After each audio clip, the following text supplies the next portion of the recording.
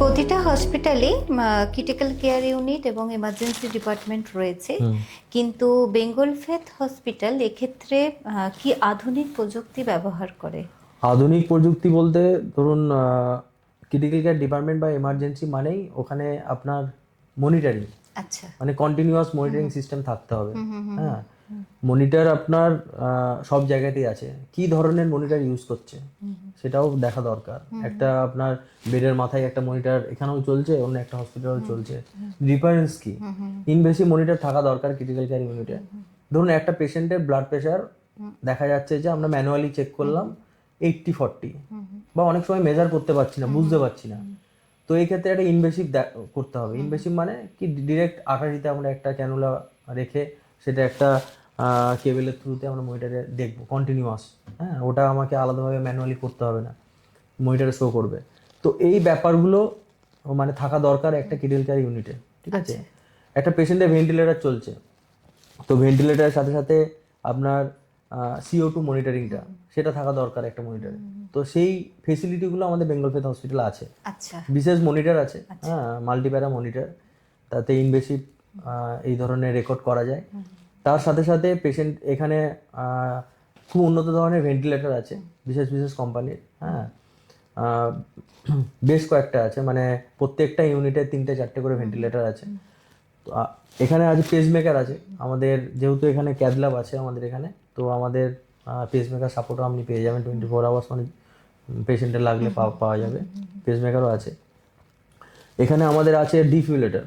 ঠিক আছে, ডিফিউলেটর বলতে বোঝায় যে একটা পেশেন্ট যখন অ্যারিথমিয়া চলে, আগে একবার বলেছি যে কোনো একটা কার্ডিয়াক অ্যারিথমিয়া চলছে, হ্যাঁ, সেখানে একটা শক দিয়ে পেশেন্টটাকে একটা নর্মাল রিদিমে নিয়ে আসা, তো সেই ডিফিউলেটর আছে। এবং ডিফিউলেটরের সাথে আমাদের যেটা আছে পেসিং সিস্টেম আছে।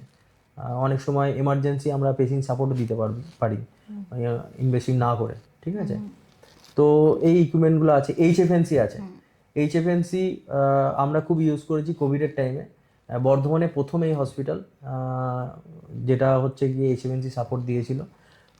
গোটা বর্ধমানে HFNC মেডিকেল কলেজ ছাড়া আর কোথাও ছিল না, আমাদের বেঙ্গল ফেথে আছে HFNC, এখনও লাগে। এখনও কোভিড পুরো তো মানে হয়নি, মাঝে মাঝে আছে পেশেন্ট, তো সেইভাবে সেই মারাত্মক ব্যাপারটা নেই। তো HFNC আমাদের আছে, বাইপ্যাপ আছে, হ্যাঁ, সিপ্যাপ আছে। ঠিক আছে, তো মোটামুটি একটা এমার্জেন্সি সিচুয়েশনে একটা পেশেন্টকে সাপোর্ট দেওয়ার মতো সব কিছুই আমাদের ক্রিটিক্যাল কেয়ার ডিপার্টমেন্টে আছে। আচ্ছা আচ্ছা। এবার সাধারণ মানুষের মনে একটা প্রশ্ন রয়েছে, সেটা হচ্ছে যে এমার্জেন্সি ও ক্রিটিক্যাল কেয়ারের মাধ্যমে এমন কোনো রোগীর প্রাণ বেঁচেছে, এরকম কোনো সাকসেস উদাহরণ রয়েছে বেঙ্গল ফেথ হসপিটালে? দেখুন, এইভাবে তো আমরা কাউন্ট করি না। আচ্ছা। পেশেন্ট এখানে আসে, ক্রিটিক্যালি ইল পেশেন্ট অনেক আসে। হ্যাঁ, যারা ক্রিটিক্যালি ইল তারাই আসবে বেশি। হ্যাঁ, নর্মাল যাদের ধরুন প্ল্যান সার্জারি আছে, একটা ওপিডিতে ডক্টর দেখালেন, ডক্টর বললেন এই দিন একটা অপারেশন লাগবে, আপনি ভর্তি হয়ে গেল, চলে গেল বাড়ি, সেটা তো আলাদা পার্ট। ঠিক আছে, অ্যাপেন্ডিক্স, গলব্লাডার, সিজার, এটা তো আলাদা পার্ট। কিন্তু ধরুন একটা ট্রমা, একটা অ্যাক্সিডেন্ট হয়েছে, ব্রেন হেমারেজ হয়ে এসছে, ঠিক আছে, একটা পেশেন্টের হঠাৎ করে স্ট্রোক হয়ে গেছে, ব্রেন স্ট্রোক হয়েছে, হেমারেজ হয়েছে, তো সেই পেশেন্টগুলো এখানে ট্রিটমেন্ট পেয়েছে। পেশেন্ট ভেন্টিলেটারে গেছে, ভেন্টিলেটর থেকে আবার বেরিয়ে আবার বাড়ি গেছে। মানে মানুষের এখন ধারণা, এখন নয় আগে থেকেই ধারণা আছে যে পেশেন্ট ভেন্টিলেটারে যাওয়া মানেই হচ্ছে গিয়ে পেশেন্ট মারা গেছে। আচ্ছা। এটা অধিকাংশ মানুষের মুখে মুখে শুনে থাকবে যে পেশেন্ট ভেন্টিলেটার সাপোর্টে চলে গেছে, তার মানে আর পেশেন্ট বেঁচে নেই।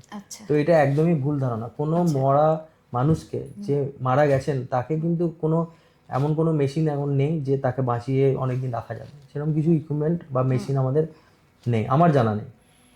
ভেন্টিলেটর হচ্ছে এমন একটা জিনিস, একটা কৃত্রিম শ্বাসযন্ত্র, যেটার কাজ হচ্ছে আপনি শ্বাস নিতে পারছেন না, ঠিক আছে, আপনার ফেলিওরের দিকে যাচ্ছে, শ্বাসটা দেওয়া। আপনি যদি শ্বাস না নেন তাহলে তো আস্তে আস্তে আপনি মৃত্যুকে টেনে নিচ্ছেন না। তো ভেন্টিলেটরের কাজ হচ্ছে পেশেন্টকে সেটা প্রোভাইড করা, মানে আপনি ব্রিদিং করতে পারছেন, সেই ব্রিদিং সাপোর্টটা দেওয়া।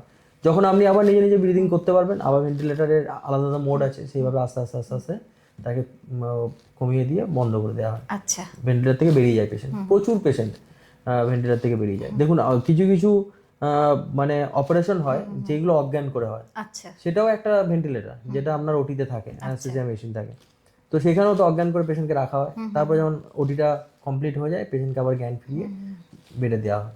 তাই না? তো ভেন্টিলেটর নিয়ে ভয় পাওয়ার কিছু নেই। ভেন্টিলেটর যদি কখনো কোনো পেশেন্টের লাগে, প্রয়োজন হয় যে ডক্টর বলছেন আপনার পেশেন্টের ভেন্টিলেটর লাগবে, তো সময় নষ্ট না করে ইমিডিয়েট ভেন্টিলেটর দিয়ে দেওয়া উচিত। মানে হচ্ছে পেশেন্টের ইমিডিয়েট তার সাপোর্ট দরকার, তার ব্রিদিং করতে পারছে না, ব্রিদিং সাপোর্ট দরকার, সে পেশেন্ট হয়তো ফেলিওরের দিকে যাচ্ছে, তো তাকে সেই সাপোর্ট দরকার। তো ভেন্টিলেটরে বিশাল রোল আছে।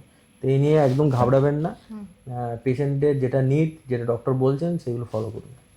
এ বিষয়ে আমার একটা কথা মনে পড়ছে, একটা সিরিয়াস পেশেন্টের ক্ষেত্রে বলে যে কন্ডিশনটা খুব বাজে, আইসিইউ বা সিসিইউতে দিতে হবে। তো এই ক্রিটিক্যাল কেয়ার ইউনিটই হচ্ছে শেষ প্রতিরক্ষা।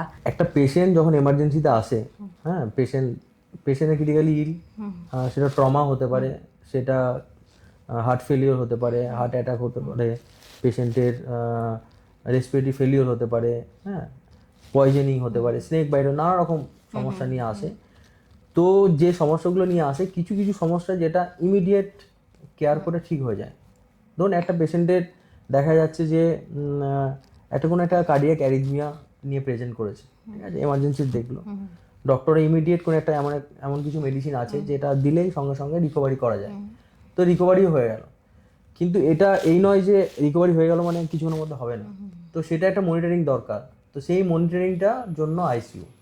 জেনারেল ওয়ার্ডগুলোতে কি হয়, আমাদের মনিটর সিস্টেমটা থাকে না, ঠিক আছে। ওখানে মানে একটা ডিপার্টমেন্টের মধ্যে কোথাও 10টা, কোথাও 15টা এরকম পেশেন্ট থাকে, যাদের ক্রিটিক্যালি নয়, নিজেরা গল্প করছে, নিজেদের সমস্যাগুলো অতটা ক্রিটিক্যাল নয়। তো ক্রিটিক্যাল কেয়ার ডিপার্টমেন্টটা একটা পেশেন্ট যেটা আনকনসিয়াসও থাকে, যে নিজে খেতেও পারে না, রায়াল স্টুপ দিয়ে খাচ্ছে, ভেন্টিলেটারে চলে গেছে, যে নিজে শ্বাস নিতেও পারছে না, তো এই পেশেন্টগুলো কোথায় রাখবেন? তার জন্য ক্রিটিক্যাল কেয়ার দরকার। ইভেন কন্টিনিউয়াস মনিটরিং মানে প্রত্যেকটা সেকেন্ড, প্রত্যেকটা মিনিট তার কাছে দরকার। আপনি দেখা যাচ্ছে যে একটু গাফিলতি করছেন, পেশেন্ট খারাপ হয়ে যেতে পারে।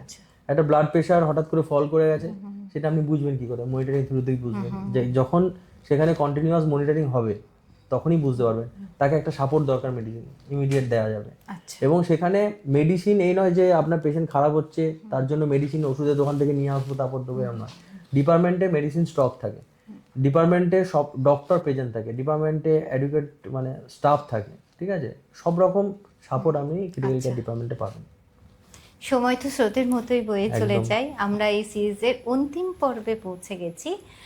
আমার লাস্ট প্রশ্ন হচ্ছে যে আজকের এই বিষয় নিয়ে সাধারণ মানুষের কাছে যদি আপনি কিছু বার্তা দেন। যে কোনো এমার্জেন্সি বা শরীরে কোনো মনে হচ্ছে যে কোনো অসুবিধা দেখা দিচ্ছে, তো ইমিডিয়েট হসপিটালে আসুন, বা নিয়ারেস্ট কোনো ডায়াগনস্টিক সেন্টার যেখানে আপনার ইনভেস্টিগেশন করা যাবে সেখানে যান, ডক্টর দেখান, নিজের শরীরের যত্ন নিন, ঠিক আছে, সবাইকে ভালো রাখুন, নিজেও ভালো থাকুন। নমস্কার।